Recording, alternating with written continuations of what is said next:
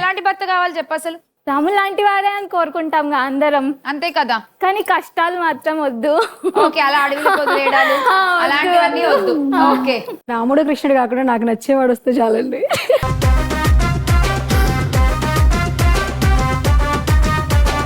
పానకం ఎలా చేస్తారు చెప్పవా? చిన్నపిల్ల చేసి ఈజీ క్వశ్చన్ అని చెప్పి టఫ్ క్వశ్చన్ అడిగేస్తావా?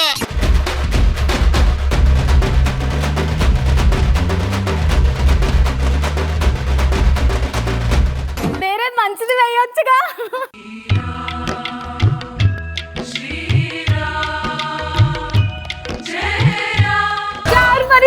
మధ్యాహ్నం 12 గంటలకు, తిరిగి రాత్రి 7 గంటలకు, సోమవారం నుంచి శుక్రవారం వరకు మీ వనితా టీవీలో.